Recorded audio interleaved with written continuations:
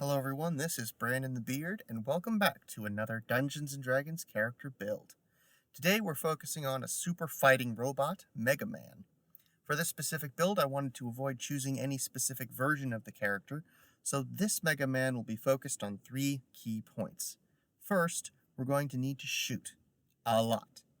Second, because our primary job is long range, you need to stay mobile, so high speed and teleportation will be key. Third, we'll need some minions, friends, to support us.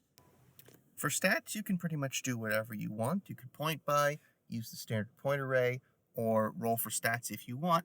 Doesn't really matter as long as you keep these specific ranks in mind. Intelligence is going to be your chief stat. We're going to be doing a lot of spell casting in this, and we're going to need that intelligence. Dexterity next, because we're going to be not going to be starting with spell casting primarily. We're going to be using ranged weapons. Constitution next, because I simply like to make sure that he's buff and that he's got enough health points to stay alive if he gets hit. Wisdom, charisma, and strength are going to be down below that. You can make strength your dump stat if you want, or you can dump charisma. He's a hero, but he's not really one of those charismatic heroes, in my opinion. Mega Man is an android, so Warforged get +2 to their constitution and +1 to a skill of their choice. Go with dexterity or intelligence, assuming one of those is an odd number. Constructed resilience gives you advantage on saving throws against being poisoned, resistance to poison damage, immunity to disease, and you don't need to eat, drink, breathe, or sleep. Speaking of sleep, Sentry's Rest lets you spend 6 hours in an inert state to gain the benefits of a long rest. During this time, you must be inactive and motionless, but you're not unconscious and your senses are uninhibited. Integrated Protection gives you +1 to your AC and makes any armor you wear a part of you. You spend an hour putting it on or taking it off, and your armor can't be removed from your body against your will. Specialized Design gives you proficiency in one skill and one tool of your choice. Personally, I went with Perception, though Arcana would also be a good option. And since we're going to be getting a bunch of tool proficiencies later on, take any tool set you want for this. I went with Cartographer's tools, you don't have to. Finally, go with the folk hero background for animal handling and survival. For your artisan's tool of choice, take woodcarver's tools, or take whatever other tool you want. You can do pretty much anything here, I don't know your life. We're going to begin here as an artificer. Take history and investigation as your skills of choice from the artificer list, and grab calligrapher's supplies as your third artisan's tool of choice. Coupled with your specialized design in your background, you now have proficiency with 5 different sets of tools. For your suggested equipment, take your 2 simple weapons, a dagger and an ikolwa. An ikolwa is basically a short spear that deals 1d8 piercing damage and can be thrown 10 feet or a maximum of 30 feet. Check out dndbeyond.com for more information on that. As for armor, you have a choice of leather or scale mail. Go with the scale mail, and your AC, assuming you have a +2 modifier to your dexterity at least, your AC is going to be about 17. Starting at level 1, that's actually not too bad. First level artificers get magical tinkering, letting you make a non-magical object magical by giving it one of 4 magical properties. Shed bright light 15 feet, play a recorded message, continuously emit an odor or sound, or have a visual effect move across the object's surface. This effect lasts forever or until you cancel it, and you can do this on a number of objects equal to your intelligence modifier. For spellcasting, you know 2 cantrips from the Artificer list. Grab Firebolt and Mending. For this level's spells, go ahead and take Longstrider and Tasha's Caustic Brew. Second level Artificers get their Artificer Infusions, letting you imbue a non-magical item with a unique property that only vanishes if you die or if you cancel it. You get 4 at level 2, but you can only infuse 2 items at a time per long rest. First, take the Imbued Wood Focus from Eberron Rising from the Last War. Give a wand, rod, or staff extra planar energy and make it a spellcasting focus that gives +1 bonus to the damage rolls of a spell of a certain type, depending on what type of wood you use. I personally went with the Ferny and Ash, which gives that bonus to fire spells. But you can do any type you want, assuming most of the spells are of one type of damage. Homunculus Servant creates a Homunculus Servant. You decide on its appearance, but its stats remain the same. Check out Tasha's Cauldron of Everything for the Homunculus stat block. Repeating Shot gives a +1 bonus to attack and damage rolls with a ranged weapon that requires ammunition. It allows you to ignore the loading property, and it creates its own magical ammunition that you don't need to load yourself. Finally, just to round things out, Enhanced Defense gives you +1 to the AC bonus of a suit of armor or shield. Third level Artificers always have the right tool for the job. Using Thieves' tools or among another Artisan's tool for 1 hour, you magically create a non-magical set of tools in an unoccupied space within 5 feet. Once you use this ability again, the tools you made before vanish. This will help if your game involves encumbrance issues, since you won't have to carry so many sets of tools around with you. At 3rd level, you also get an Artificer specialty, and the Battlesmith is just what we need to build our favorite canine companion. You gain proficiency with Smith's tools, pick up the spells Heroism and Shield, and you're battle ready, which gives you proficiency with martial weapons, and you can use your intelligence modifier for attack and damage rolls with a magic weapon. Your crossbow is magical, thanks to the repeating shot infusion, so get ready to pump out the damage. And the most important part of a Battlesmith's arsenal is the Steel Defender. You create a medium construct that shares your initiative in combat, and you command it by using a bonus action. You can also use the Mending cantrip on it to restore 2d6 of its HP, and if it dies, you can expend a spell slot to revive it completely. Again, see the stat block in Tasha's Cauldron of Everything for more information. Finally, this level gets another 1st level spell, so take the jump spell for more mobility options. Level 4 Artificers get either an ability score improvement or a feat. We will be discussing your options for those near the end of this video. At level 5, Artificers gain a new 1st level spell and 2 2nd level spells.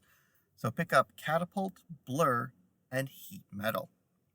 Battlesmiths also get new spells as part of their specialty, Branding Smite and Warding Bond. In addition, the Battlesmith now has extra attack, giving you 2 attacks in 1 action instead of 1. If you're ignoring the loading property of your crossbow thanks to repeating shot, and it's magically creating ammunition for you, you've just given yourself 2 attacks that you can make with your intelligence modifier for the attack and damage rolls, and a +1 bonus to attack and damage rolls thanks to the repeating shot infusion on top of what the infusion is already doing. Again, get ready to pump out the damage. 6th level Artificers get Tool Expertise, letting you double your proficiency bonus for ability checks with a set of Artisan's tools. You also get 2 more infusions. Boots of the Winding Path let you teleport to an empty space up to 15 feet as a bonus action, as long as you were already there during the current turn. A Wand Sheath from Eberron Rising from the Last War lets you carry your Imbued Wood Focus, assuming it's a wand, in a sheath on your arm, freeing up 1 hand. You can extend and retract the wand as a bonus action, and you can attune to both a wand and a sheath as 1 attuned item. 7th level Artificers get Flash of Genius, which lets you use your reaction to add your intelligence modifier to the ability check or saving throw for yourself or an ally within 30 feet of you. You can do this a number of times equal to your intelligence modifier per long rest. You also get another 2nd level spell, so take Spider Climb to get yourself up walls. 8th level Artificers get another ability score improvement or feat. Just like at level 4, we'll cover all of these near the end of the video. Level 9 will be our last level of Artificer, and here where we get our 3rd level spells. First, take Haste to make yourself faster, then Tiny Servant to create another little helper to figure out those pesky puzzle levels. I don't know if Mega Man has ever done pesky puzzle levels, I just feel like it's something he would do. And as a Battlesmith, you get the Arcane Jolt. When you or your Steel Defender hit a target, it channels magical energy to deal one of 2 effects. Either deal 2d6 extra force damage to the target, or heal an ally within 30 feet by 2d6. You can only use it once per turn, but it can be used a number of times per long rest, equal to your intelligence modifier. As part of your Artificer specialty, we also get the spells Aura of Vitality and Conjure Barrage. Now we're going to dip into Wizard. First level wizards get 3 cantrips. Take Acid Splash, Thunderclap, and Toll the Dead. You also get a spell book with 6 first level spells. We're going to focus on damage spells for this build, so pick out Magic Missile, Witch Bolt, Thunder Wave, Burning Hands, Ice Knife, and Identify. I originally had Shield here, but then I remembered Battlesmiths already get Shield, so I needed something to round it out. Identify just seemed like the best option. You also get Arcane Recovery. Once per day after a short rest, regain expended spell slots with a combined level equal to or less than half your wizard level rounded up.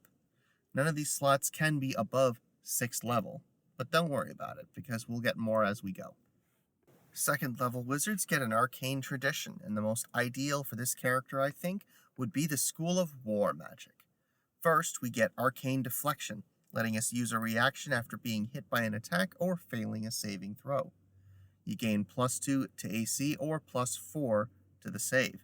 If you use this, you cannot use cantrips until the end of your next turn. Also at level 2, we get Tactical Wit to add your intelligence modifier to initiative rolls. So now, you've got a higher modifier for your initiative, you've now got a higher modifier for your crossbow attacks, and now you've also got the situation where, hey, you can't use cantrips for a while. But you know what? It's okay. So, pew, pew, pew, pew, pew with the crossbow. Third level wizards get 2nd level spells. For this level, take Melf's Acid Arrow and Aganazar's Scorcher. 4th level wizards get another ability score improvement or feat, more on that later. For this level's new cantrip, take Ray of Frost. We also get another 2nd level spell, so scoop up Misty Step. At level 14, we take our 5th level of wizard, which gives us 3rd level spells. And 2 of my favorite spells here are going to be Counter Spell and Dispel Magic. Why are they my favorite? Let's find out. At 6th level, War Wizards get to put that Counter Spell and Dispel Magic to good use with Power Surge. If you use either spell to successfully end a magical effect or spell, you gain a Power Surge that can deal extra force damage whenever you deal damage with a wizard's spell. The extra damage is equal to half your wizard level, and your maximum amount of Power Surges equals your intelligence modifier. We also get another 3rd level spell, so pick up Thunderstep for a teleportation option that causes damage. At level 7, we get 4th level spells. Grab Mordenkainen's Faithful Hound for another little friend to fight by your side.